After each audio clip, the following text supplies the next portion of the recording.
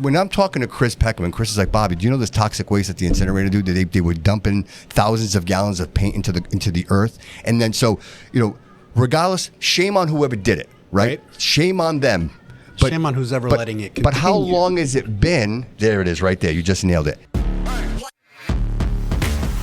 Welcome to the Bobby Couto Show, where we dive into the fascinating world of human experiences and excellence. With special guests, real-life anecdotes, and thought-provoking discussions. Get ready to unlock and tap into your absolute potential with your host, manifestation coach, Bobby Couto. Ladies and gentlemen, welcome to the 88th episode of the Bobby Couto Show. It is my absolute pleasure to be at Christopher's Cafe in Fall River on South Main Street with the man, the legend himself, Christopher Silvia. Welcome, buddy. Thank you so much for being here. I appreciate you, bro. Listen, I know this is kind of impromptu, and I realize that there were a lot of people that want your attention. So I want you to know that I'm absolutely grateful for this time. Grateful for you as well. Well, thank you. Well, I know we talked a little bit, like just kind of setting up for this, and I think it's important to mention it. And I think it's important for the audience to know that the show, it's funny. I feel for you, bro, and I'm going to say this because I've never been attacked before. And true and honest, like my show has never been a political show. Right. But we have to understand that politics are all around us, right? So if you're living a life of the pursuit of the absolute, right? Like I want to be the best version of myself. Correct. In order to do that, you have to involve yourself in these realms, right? That's why I'm here. Right? Yeah. So with that said, here we are, right? Mm-hmm. You've been, let's see, 40 years in the city? Yes. Over 40 years in the city. And you're not the guy from Newport either, right? You're not I did some research, funny story. There's the dead guy in Newport. It actually told me it's not the dead guy from Newport. No. How funny is that? Do you get that? Do you get that? There's an arsonist named Christopher Silvia. There's a guy from Newport. I guess there's a lot of Christopher Silvias. Yeah. Well, it's funny. It's doing the research and coming across that. I'm like, wow, it's funny. And the reason I mentioned that, and to the point I'm trying to make here as I digress, is that I've never been attacked. And so as soon as I mentioned that I was, my program director, Dave, I'm like, hey, I'm all about the community, right? Mm-hmm. And what's more important than the people that are running our community, right? And so reluctantly, I decided, let's get in. Let's find out who these people are. Right. Because Chris, you could sit there, right? And you could tell me where you stand, your policies, what you want. Like, that's fine. That's important. But who's Chris? Right. Who's Christopher, right? Do people really know who you are? And I think, just to be fair and honest, I think you're treated very unfairly on Facebook. I think people take advantage that you have a couple of outlets on social media, mm-hmm. including the South End collaboration that you do with all these businesses, and I think you're an easy target. Correct. I absolutely believe that, and I want to say that. And if I didn't think it was true, I wouldn't say it.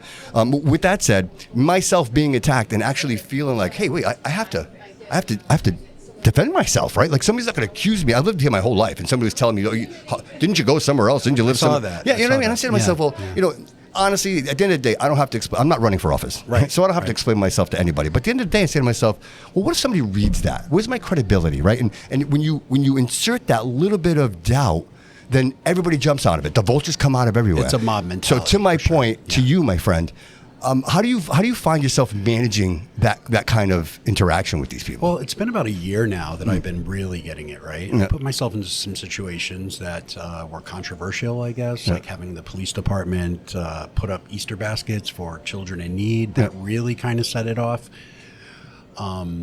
Never in my wildest dreams would I have ever thought that would have set it off. But, there's people who don't like the police. They don't like the fact that I'm partnering with them. That really set it off. And it was hard. It was really hard. I've had to develop very thick skin very quickly. Sure. So I imagine you have people that come in here all the time, right? And some of these people that come in here are probably some of those people that are writing and saying some of those things for sure on the social media. So then you say to yourself, you're like, wow, I think I know these people. And, every day they come in and they patronize my store and they come in, they buy my products. And then all of a sudden I say, hey, I care enough about the city that I want to do something. And then all of a sudden you're a problem. That makes you a target as well. Right? When you care about your city, Yep. When you're looking for change, that makes you a target. Yeah. Unfortunately. I don't know the pathology behind that, but it's bizarre. So do you think it's bigger than just that? So obviously Coogan's been in office for a long time, and some would say that there's a lot of things happening that probably shouldn't be happening. Correct. There are a lot of people in power that probably shouldn't be in power, Correct. right? And so with that said, Coogan's been in office for 6 years? 6 years straight. So I think 6 years is a long time. So Right. I think you can develop certain habits. Either they're good or they're bad, right? Correct. Over the course of 6 years. And in this case, unfortunately, like just my own experience as a citizen of the city, I would say that we are not well. I'd say that the state of our city, our infrastructure, which I think that's, in my opinion, infrastructure is number one priority. If you can't get a fire truck to a fire because the road isn't capable of doing so, then you have a serious problem. And now that, now when I travel through the city, I'm all over the city, right? And it's potholes. It's you know what? This really bothered me. I drive down Bedford Street every day to go to my studio. I look at the Fall River Fire Department right there across the street from where the police, and I remember how they have murals. And it's a seal. It's the fire department seal. Yep. And I think, if I'm not mistaken, there's probably 4 or 6, depending on the. They're all rusted and dirty. I remember as a child walking down and seeing firefighters during the day, painting it, like the details. And now, so is that a representation of not? I'm not saying not the quality of our firefighters, but the lack of strength, right? Because if I don't have time to paint these things, if I don't have time to clean my bunkhouse, because I'm fighting fires and there's only 3 of us where there should be 5 of us, right? So at some point you realize we're bleeding out. We have a lack of self-esteem in the city, and I've said it for a year and a half now. There are things that people don't think are important that are incredibly important for the self-esteem of a city. Sure. And if you don't have any respect or self-esteem for yourself, you know what happens, right? Yep. There's no personal development. Yep. Everything falls apart. Your life is chaotic. Yeah. And I think that's where we're at. So I'm so glad you said that. I kind of walked me right into this. Have you heard of, I'm sure you have, the broken window theory? It's a little controversial, but absolutely. I'm all for it. Right. I think, so you can have 2 sides to that, right? So they say that the data was skewed, and they did it twice, in the 1980s and then again Giuliani in the 90s, right? And as a matter of fact, so it was actually Republican. Both presidents at the time. Well, I'm sorry, not presidents. Reagan was a Republican, and Giuliani was a Republican. Right. So we could say that maybe that was a Republican idea, right? Yeah. And so the fight on that was, it doesn't work. But the truth is, they lowered crime by 56%. Like when they actually, and if the audience doesn't know, a quick explanation. So the idea is that if there is a building that has 1 broken window, right, it won't be long before somebody breaks the other windows.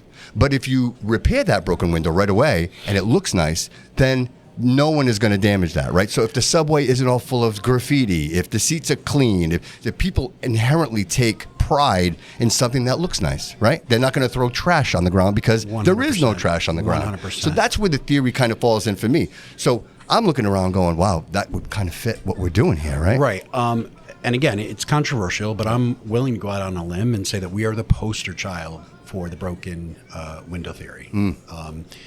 Pleasant Street, right? Yes. You start boarding things up. The windows are. Well, I see that you do a lot of that, bro. Like you're out there, you're visual, trying to clean these things up, and I think buy-in's a big part of that. And I think that's your goal, right? Get people involved. Right. So it's all about getting people involved. It's not about putting my face out there. I don't need that. In fact, you saw when I did my campaign speech. Yes, right? yes. I was massaging the paper, like the words were coming off, right? I'm very uncomfortable with stuff like that.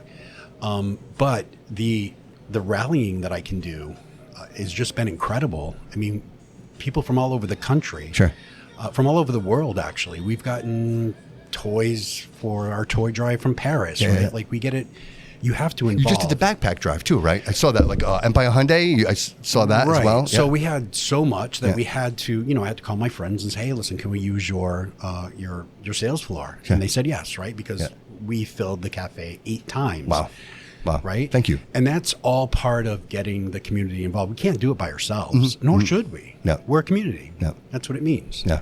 So here we are, Christopher, an amazing establishment, Thank right? you. There's amazing energy in here. Yeah. I can tell you what, like, I feel like I'm drunk from the amazing smells that are in here. I'm like, my stomach is like, I don't know how you're not hearing it. But with that said, this takes time, and there's a lot of effort to get here, Right. to this place, what used to be Jeff's Ice Cream, right? So can we talk a little bit about that, your journey? I know you have a daughter, right? I have two daughters. Two and a daughters, son. okay, and a son. Yeah, Yep. can we talk a little bit about that and Sure. how you get here, man? How does this all start? Where does the dream come from? Where do you decide you want to bake for a living? You know what I mean? Listen, I learned to bake about 7 years ago, and I Googled myself into a Really? baker, right? And have any past experience. My grandfather was an iconic baker in the city, Plud's and Yeah. Bertha's Bakery. Yeah. So maybe I had something instilled in me, but I had to learn it out of necessity, and that's how my life is. I have to do things out of necessity. Sure. To So was it? So you say 7 years ago? Yeah. So what happened to you 7 years ago? Because obviously there's a change, Christopher. If you're not doing this before and now you're doing this, there's something that shifts in your life. And you're like, okay, this is where I'm going. This is my move. Yeah, I mean, I come from a life of struggle from birth until, like a couple of years ago. I never owned a home, never had a brand new car, always had low-level jobs. Not that any job is low-level, but you know what I mean? Yeah, struggle is real, my friend. So my life was just 50 years of struggle, and I had a stroke, and I'm not sure if that had anything to do with it, but after I kind of got myself better, Yeah.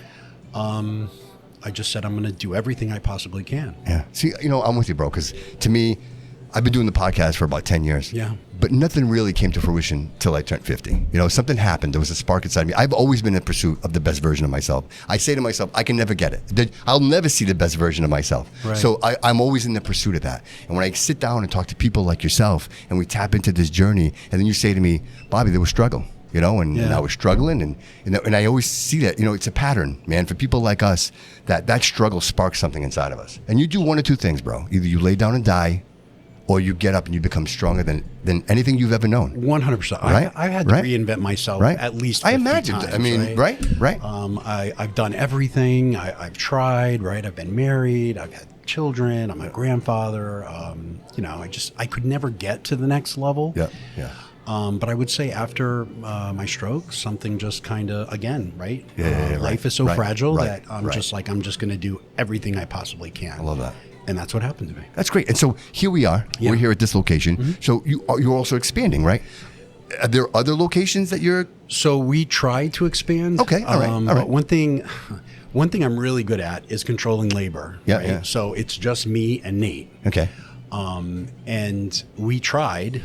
One was a very temporary situation on New Boston Road. And then we tried to do 99, but because of licensing, wholesale licensing for other restaurants, I wanted to turn it into a food court. Okay. It was an amazing concept. And again, we're going with the theory that I want to try everything. Sure.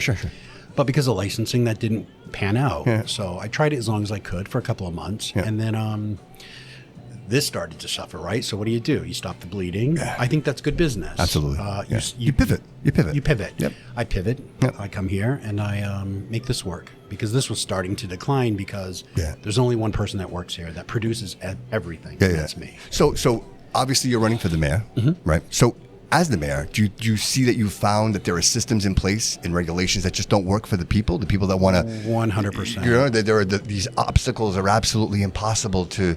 Right? Because even if I want to do it, you say to yourself, well, I can't even get through the paperwork. Like, how the hell am I... Right. So I've always been a big advocate for small business ever since I started, right? Sure. People would say, why are you showing Barcelo's It's the lifeblood of this cafe? country, man. Why are you showing Europa? They're your competition. Well, they're not because people attract people, Sure. right? So I've always been huge on pushing small business. It's the engine of our economy. Yeah. It's what created Fall River, and we lost it. Right? Yes. We make it so hard for you to open a small business. It took me 7 months to open this place, right? And about 34 visits to City Hall. Many times I wanted to give up. Yeah. But See, so that's valuable, man. Yeah. That struggle is valuable, especially in the role that you want to play for the city to say, hey, listen, this is real to me. it's going to be huge for me. Right? Because I think experience is very important. And I've mentioned, and I'm sure you've listened to a couple of the last episodes that you've been talking with Chris Peckham. Yep. And the truth is, you have to live in your environment, right? You cannot be on the outside. The experience, the fact that you're an entrepreneur, the fact that you're in a business and you see these people, that's value. That adds the value because the experience cannot be replaced by somebody who can write stuff on paper. You have to understand the struggle. Absolutely. I know how it 100%, is 100%. to be poor. I know Yep. how it is to struggle your entire life and always try to reach for success or improvement. I know that struggle, so I can relate to this city very well. So I know you're very passionate about the homeless. You're very passionate about the children. I know that you've got your nonprofit as well. That's and that is called Action Fall River. Action Fall River. We did that because Nate will tell you the first year and a half we didn't make any money because I just got obsessed with doing sensory things for children, and I started to experience the homeless situation. Yeah. We were spending our own money. Everything that we were making was going into the community, and then someone said, "Hey, you got to open a nonprofit because you're going to fail." Yeah, right. So Right. Wow. And so obviously we're talking a little bit about the homeless. Do you have a solution? Do you think you have a solution? Do you think you have a valid plan that would say, hey, I think we can help these people? Because I think, honestly, it's not rocket science, right? But I think it's a very delicate situation because you're trying to help people who don't want your help. And how do you convince these people that it's in their best interest to just surrender, like just give in to living a happy, productive life in a great city where there's a lot of opportunity? I think you got to give them a path forward, right? I mean, we're not here to say surrender to anyone, right? That's your personal choice if you want to surrender. And addiction is so deep. My experience is solely based on the rail trail, right? So that's a whole different population. That's not an old man with a puppy and a tin can on the corner asking for 25 cents. This is a desperate community. It's not up to us to tell them. You got to surrender. Well, when I say surrender, my sense is that when you realize you cannot continue this way anymore, like these people are dying, they're literally just fading away in these, two of them in these dark places, right? And that my point in saying that is like at some point when I had Kyle Cusack on my show, who struggled with substance, and he said, Bobby, like finally when I came to the point where I said, hey, I surrender, like I want you to help me. He knocked on the door and they said, hey, come back in 2 weeks. And I'm going through that right now. Right? You know what I mean? And so like that, to me, I think when you come to that moment in your life where you realize that you cannot continue like this, right? Like that's a profound moment. Right. We both experience that, right? Sure. We both experience that in different forms. But I think people that overcome substance abuse, these people are heroes. Like for sure. This is an impossible feat. You know, I quit smoking. Like that's the only comparison I have. I feel like a jerk when I say this, but I remember how difficult it was to quit smoking. And this is nicotine. This isn't heroin. This isn't crack cocaine. I did it for 34 years, so I know. Right. And then I went to vaping, right? So I'm a bit of a coward when it comes to, I can't say that I just gave it up. So I also know the struggle of that. Right. That goes far deeper, their kind of addiction. And I just saw things that in my entire 55 years I've never seen before. Disease and destruction to the planet, destruction to human beings. It was just awful, and it just kind of propelled me in all kinds of different directions. I don't think we're doing it right. And that's going to get me some attacks. I just don't think we're doing it right. And I agree with you. I think just picking people up and moving them doesn't do any good, right? It doesn't do any good. It doesn't do any good. And I think that, listen, there's money to be made on the homeless. I've heard that. I've never known that. Maybe I'm ignorant to that. It's true. I never knew that. There are people who get paid to take care of these people, right? But I spent an entire winter on the rail trail, and I wasn't impressed with the care. Well, how are they even providing the care? Is it showing up and saying, "Hey, here's some needles"? Like, what exactly are they offering these people? Is it clothes? Is it food? What we were doing, because myself and my friend Ryan went there to clean up the rail trail, but me being naive, I've never seen anything like this in my life. It's dangerous, man. It's dangerous. We started to head off the trail, and then we started finding all of these encampments everywhere. Wow. And what we saw was just crazy. Like I've never seen anything like it in my entire life. You know what's funny? I don't know what his name is, and I would give him the credit if I knew his name. But there's someone that's walking around those trails with a drone. Have you seen this? And Mark. Is it Mark? It is. I was blown away, bro. I know exactly what you're saying because when I watched those videos, I was like, where is this? This isn't Fall River. But it's even worse when you're there, right? Because you get the smells. Yeah. You get the suspense of, am I going to walk on a needle? You just see horrific things in your city. And it wasn't being talked about until and I'm going to get attacked for this too, until we brought it to light. It wasn't being talked about because I've lived in the city. I never knew we had homeless people living in the rail trail. There's a whole community. Right. So, right. And you know, and this isn't something that just started, right? So we look at these communities years, and it almost looked like you said encampments, and these people are sophisticated, right? These places are built. For sure. Like, there's a guy right down on where the incinerator is. He's got waterfront property over there. Like he's literally on the pond, and it's been there forever. And you say to yourself, it's unfortunate that at no point these people realize that there's an opportunity to take their lives back. But if you're satisfied, and this is kind of where this all comes full circle. I find that in life, when you become comfortable, right, in your environment, then you don't, or you don't right? see, you don't see an option, right? I mean, I think they have to be presented with better options, and I think they require a lot of work. This going to someone and saying, "Hey, let me bandage your infected arm," like I've seen people with arms that are half eaten away, right? Let me just bandage that. Tragic. That's outreach, and then you go away. I don't think that works. These little Band-Aids, this is a huge problem. Right. We spent $3 million on homelessness and it's tripled. Right. The population has tripled. Yep. What's wrong? Yeah. So do you think, obviously I'm not going to put you on the spot and be like, hey, what's your plan? But do you think getting the right people, right? Because obviously, which brings me to my next point.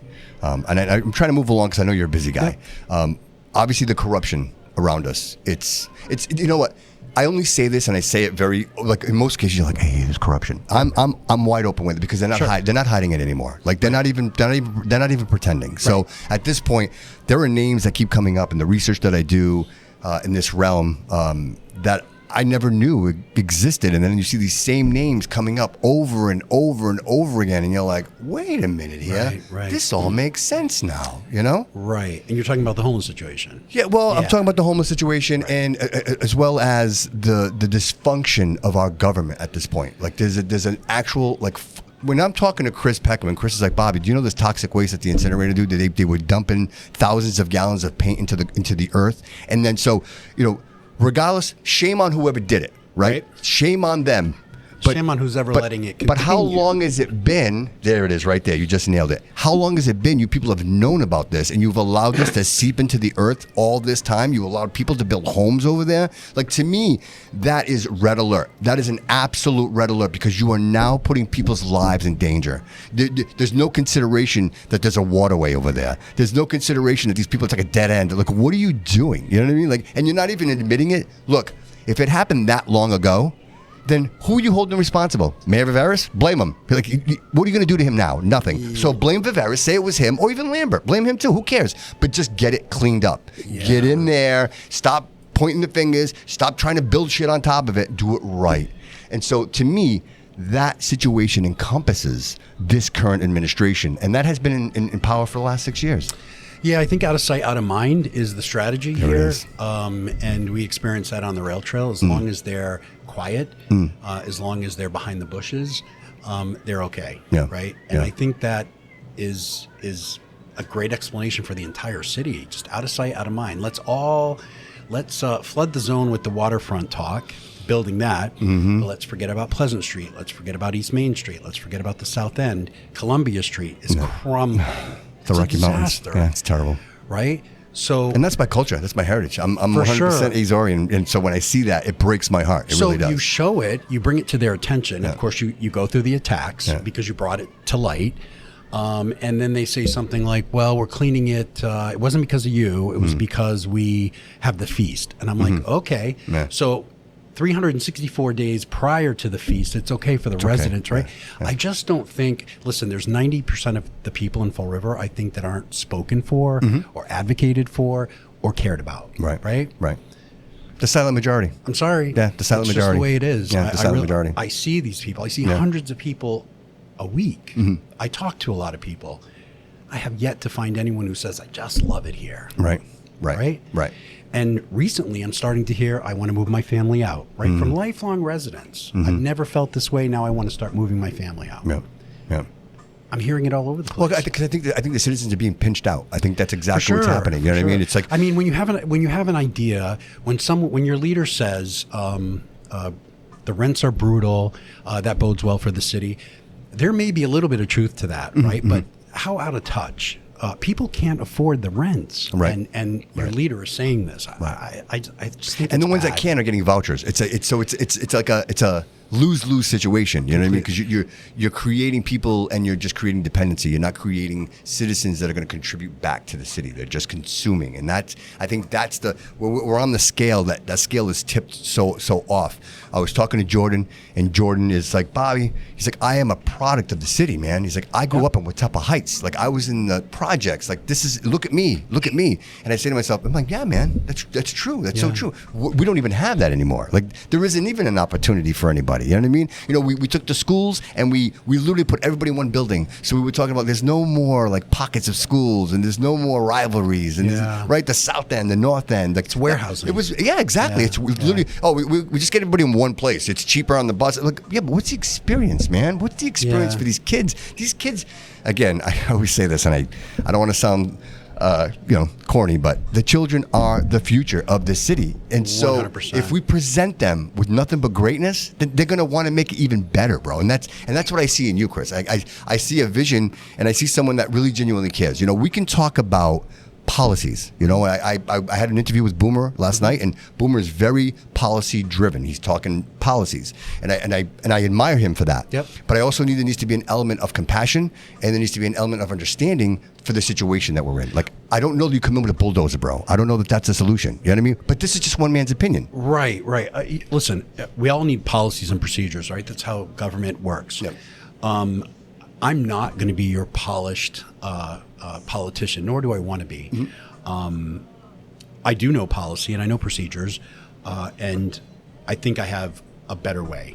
That's it, right? I think your policies and procedures have gotten us here, and it needs to be flipped on its head. Sure. Everything. Sure. The kids here have no childhood, right, in these neighborhoods, which is why I started doing things like free Easter events, free Halloween events, free Christmas events, right? Because I saw that they don't have a childhood around here. Right. How ridiculous is that? That in America, it just seems like they want to put a blanket on Fall River and just expose part of the city to the good, and the rest are just keep them quiet. Right. Just give them enough. I'm just done. Just give them the grain. Keep them. I'm just done with that. Right, I'm done with that from all the people I talked to. I'm glad you mentioned that, which brings us to our next point. So you came to a realization, right? So things are happening around you. At what point are you sitting and you go, okay, like, I'm going to do this? Because I know the consequences. Once you agree and say, hey. I didn't know the consequences. Oh, really? You didn't? I didn't know. Okay. Listen, all right. I didn't know they were going to be that severe. Okay. I had been attacked online and stuff, right? But for dumb things. Yeah. I never knew the level of how. And people told me, you're going to get skewered. You're going to get killed. I didn't believe it. But it's happening.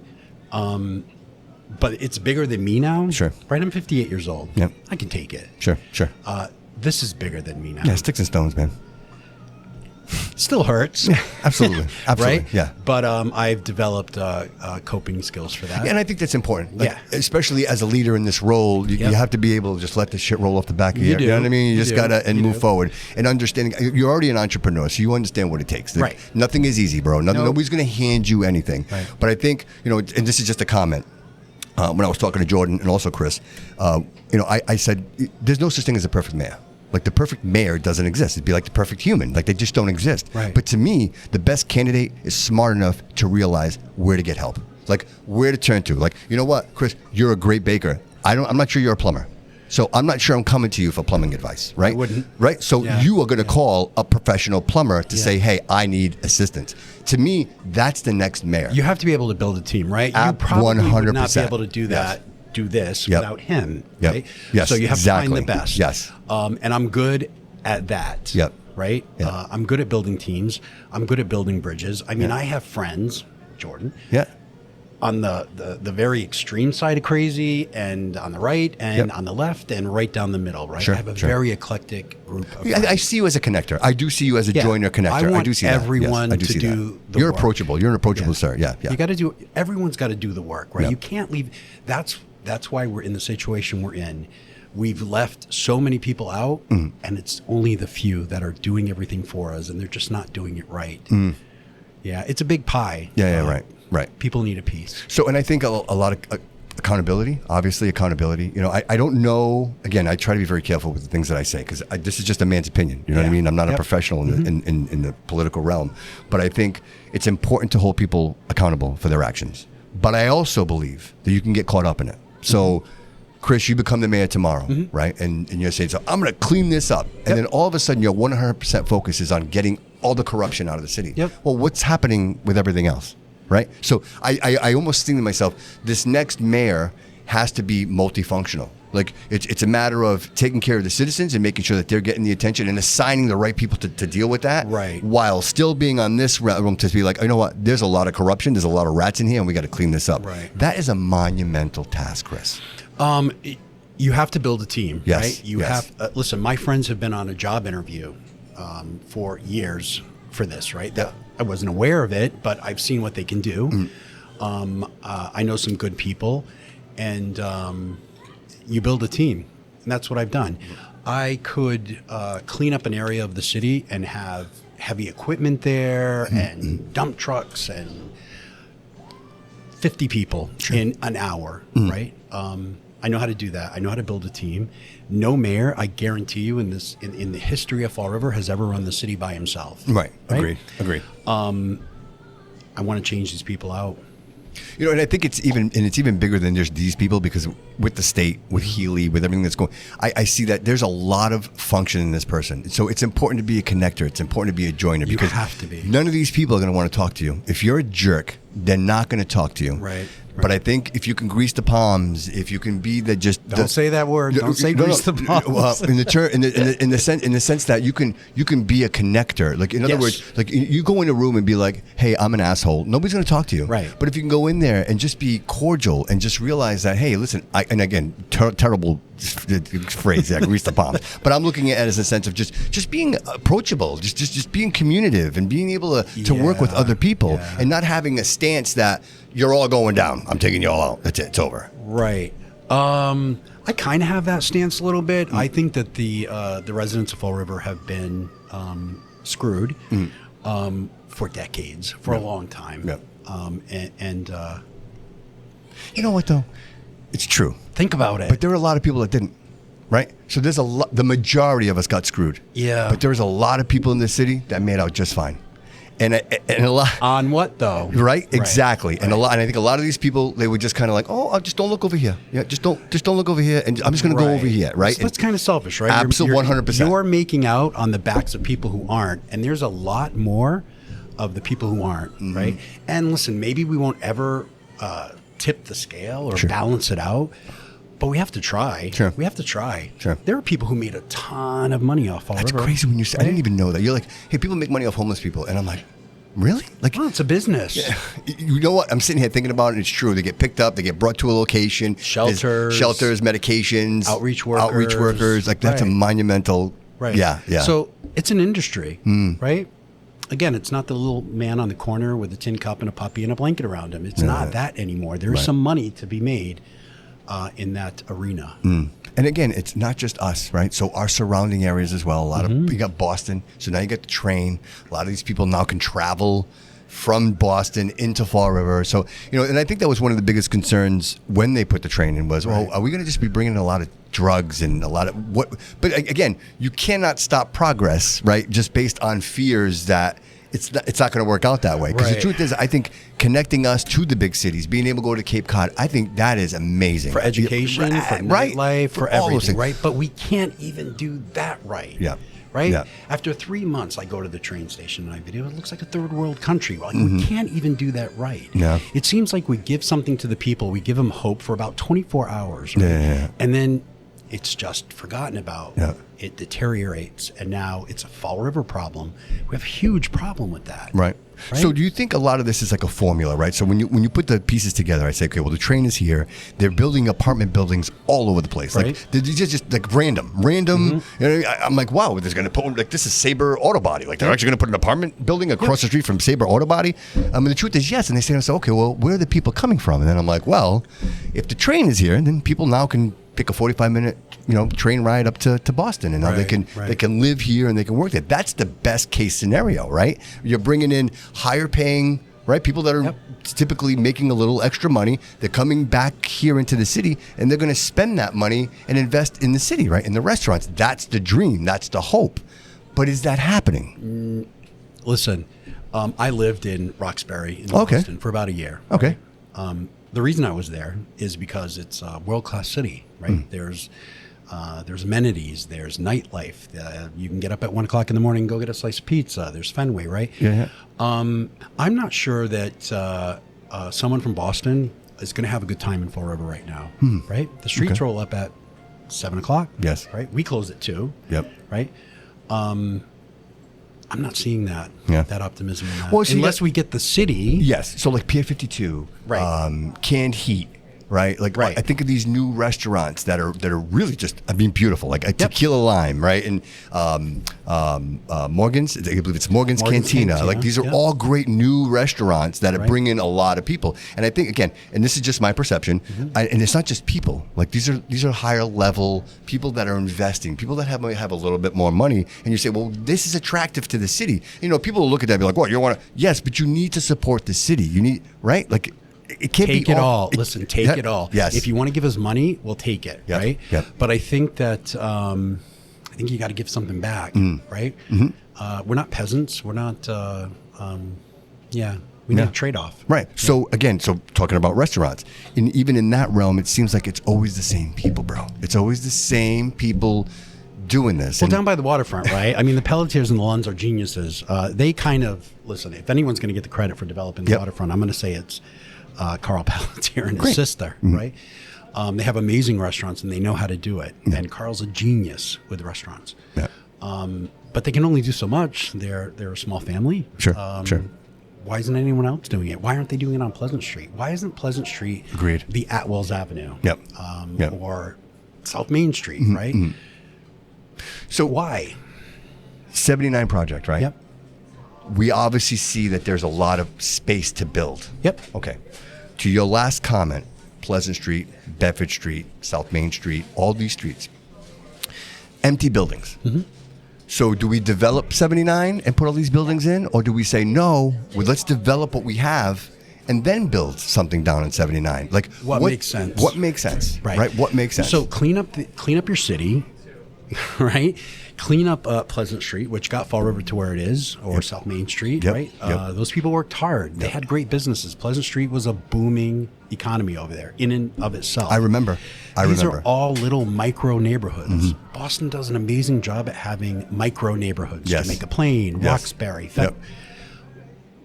There's no vision. There's just no vision. It's just, I don't know, the politics around here are, it's like a relic of the past, the 1970s, right? Blue laws everywhere. Terrible. Yeah, right. No one's got any vision. So I feel like the Travelers building, what are we doing with that? That's a beautiful building. What could we do with that? Can we provide medical services there? Could we maybe it's the homeless center, right? Maybe it's the veteran home. Like, again, these are great buildings. They're all over the place. But I think the longer we wait, the worse, right? Because now the roofs are leaking. Now the windows are broken, right? And it just, like, even on Pleasant Street, that just happened. That whole building just collapsed. Half those buildings on Pleasant Street are condemned, right? You see the big X's, that means condemned. But you've been on Atwells Avenue before, yes, sir. Right? Columbia Street, right? We keep hearing they're gonna turn it over. They're gonna, start developing that, right? Why? Because it's attached to the waterfront. But you're forgetting about the rest of the city. We have the foundation. Why not build it up? I mean, the rail trail is a natural asset, a natural resource for us. Right. So we get the homeless out of the rail trail. We hope they don't come back to that, because no human being belongs living outside.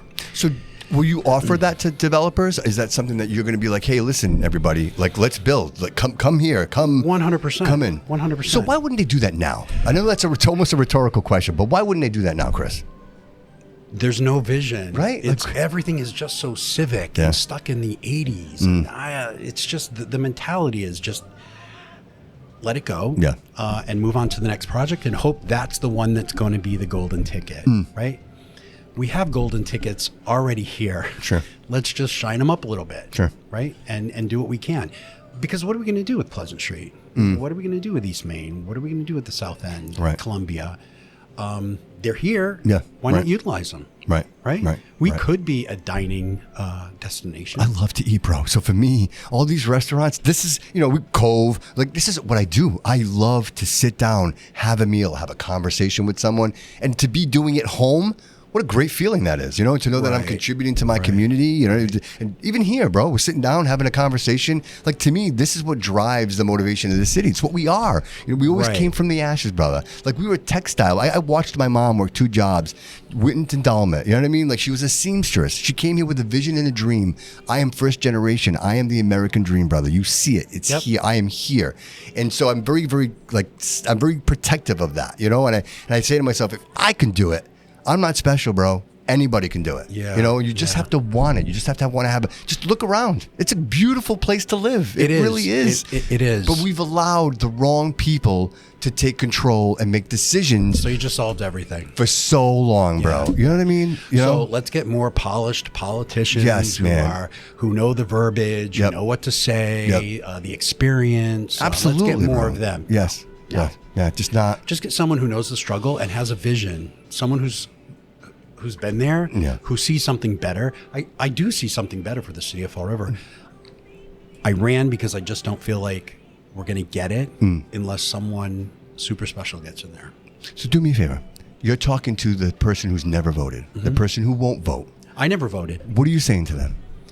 Well, I never voted, right? I just registered this year. Okay. So I know that. I know the voter apathy.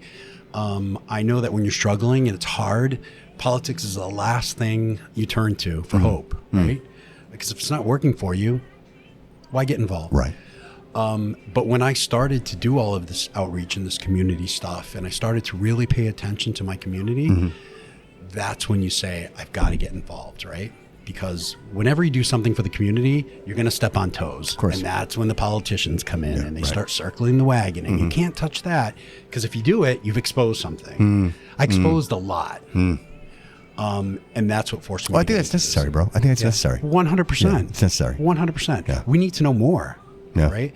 I'm sure if you just swung open City Hall doors, no telling what you'd find, right? Yeah. And I think we need to do that. Right. So debates are coming up. Yep. It's, September 4th, if I'm not mistaken.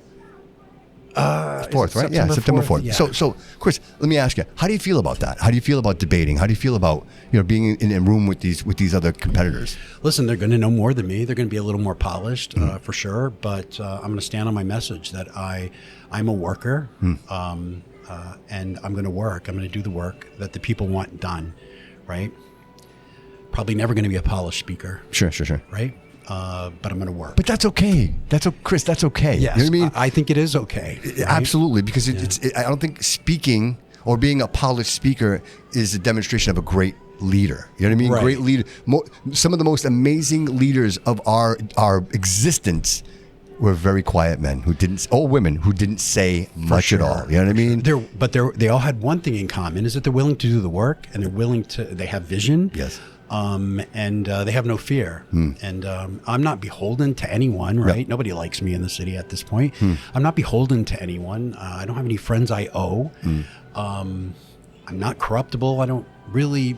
Money is not my motivator. Never has been my motivator. To my demise, actually, right? Money's not the goal here.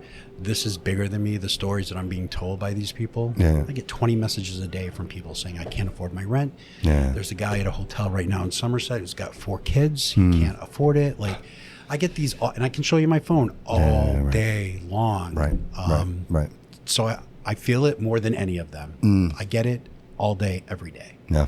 I know the struggle. And that's a lot to grasp. Like, that's a lot to take a hold of. And I back to our original point, I think surrounding yourself with the right people who can engage in those situations appropriately, right? Because, if you try to do everything yourself, we know, bro, I've developed a network now that listen, I've helped a young mom who's died and left 2 children, right? I was able to gather the entire community, and I have a network in place at this point, right? I have a therapist, a mental health therapist. I have a doctor who's willing to treat people for free. That's great. So I've developed this entire community that can instantly respond to this phone when someone says, a homeless person passed away, you really can't afford to bury him, right? We have a funeral home who'll do it. Right? I buried 3 it's so people. Crazy to hear you say that, man. It's just nuts to hear you say that, man. My life has become surreal, right? Yeah. So, in knowing all the things that I've done and the people that I've helped, I feel that with the power of departments in the city behind me, I can just explode and do what needs to be done. Yeah, I agree. Again, and I said, you're a joiner, so I think people will want to follow you. I think people have that. And again, I'll say this again. I know we talked like on Messenger, and I don't hide behind anything. The show is all about truth and honesty, and I told you they're going to criticize you. They're going to call you out. So when you look at that, you can look at all the candidates, and everyone offers a lot, but I think you have the social element. I think you have people's attention. I think people are looking towards you going, what's the right answer, Chris? What's the right answer? And sometimes there is no right answer. There is no right answer. Right? There is no right answer. The right answer is we have to come together and you know what? This is a buzzword. We have to come together as a community, but I mean it. Right? The residents need to be involved in helping themselves. We need a central government that respects the people and wants them to do better, and the entirety of the city, not just a few. Right. I'm so sick of people benefiting while the majority doesn't. It's hurting my heart that so many people are suffering. Yeah, well, a lot of people say that the Robin Hood theory is very romanticized. You know what I mean? That give to take from the rich and give to the poor. I don't want to take from the rich. Congratulations, I love that. Exactly. Right. My point is like it should be balanced. That shouldn't be necessary. You know what I mean? Like that shouldn't even be a situation. Chris, it's been an absolute pleasure to sit here and talk to you, bro. Like I want to keep going, I want to keep talking, bro, but I know you've got a lot going on. I really appreciate that, letting us come in here today. And first of all, I want to say thank you for allowing us to sit down and have a conversation with you. Again, the show is all about truth and honesty, and the pursuit of the best version of yourself, my man. To be here, looking around, feeling the energy, I got to tell you what, my stomach is growling. Like I do have to say though, you're like up and coming. Hey, thank you, man. Appreciate that, man. A lot of respect. You're reaching new levels. Thank you, bro. And I think people are ready for truth. Dude, I'm 80. This is episode 88, and it's just happening now. And I think people are just finding that, hey, wait a minute, the truth is out there. Like, we're in a truth desert in this area. I'm sorry to say. No, it's true. We're in a Absolutely. Truth desert, right? Absolutely. Everyone's got an agenda. Absolutely. Everyone's got a perspective. Like we need someone who just tells it like it is. Yeah. So real quick, how do you come in for coffee with Nate? How does that work? Are you doing that once a week? Coffee with Nate? Come in, sit down, have a coffee with Nate? Is that? No, someone actually said you put coffee with Nate, so they think it's about Nate. It's your show. So I don't know why I said that. That's funny. That's great. I'm saying maybe we can have coffee with Nate. Nate, next time you sit down with us, bro, what do you think? Sure. All right, we'll have to do that again. Next time he invites us to come back, you know what I mean? Listen, my friend, you got a lot coming your way, and again, to the point I was trying to make is I'm very grateful that I was the first one to get in here, because I think it's fair for people to know who you are, Chris. I think it's before people start attacking you, whatever it is, the forever reporter, or whoever's coming for you, bro. I want people to know at core who you are, that you're a partner, you're a father, you're a grandfather, you're a citizen of the city. I'm not a complicated individual. Right. They don't have to try so hard. But really. It's got to be more than social media, bro. I think a lot of people know the social media Chris. They don't know this Chris. They don't know the compassionate individual who really is looking out for everybody. You know what I mean? And that's the message I wanted people to. I already knew this, man. Everybody I talk to says great, wonderful things about you. So for me to get in here and just to get your voice and capture it and share it with my audience so that, they can understand what it is that, at one point, it has to be more than the numbers, bro. The numbers matter. I'm a numbers guy, but at some point the numbers aren't enough. There needs to be some compassion and caring in there, and sometimes just putting people in jail is not the solution. You got to work through these things. So the easy answers are not always the best ones. I agree, my friend. I appreciate you. Thank you so much. Thank you so much for giving up your time and actually putting your hat in the ring. To help support this city, man. Yeah, I'm ready. I'm ready to bring it back. I appreciate you, Chris. I hope I can call you friend, my man. Absolutely. Thanks, Bobby. Thank you, everybody, for being here. Really appreciate it. Remember, follow, and subscribe to The Bobby Couto Show, available on all your social media platforms. This one will drop real quick. We're going to, like I said, I mentioned, not to bring up again, I did Boomer yesterday, and I just want to keep it fair with both of you. So I'm going to release both. I like to release these both at the same time. I think it's a fair, again, I don't want to be biased with anybody. You know what I mean? I just want to release the truth. And so I think that's what I'm going to do. So I digress. We appreciate you being here. Thank you so much, guys. To be here in your establishment and recording this episode is pretty monumental for me, and I'm humbled by that. And so thank you, Nate. I appreciate you, bro. Chris, thank you. David, thank you so much for being here. I really appreciate it. And again, go like and follow the show. And remember, everybody, all roads lead here.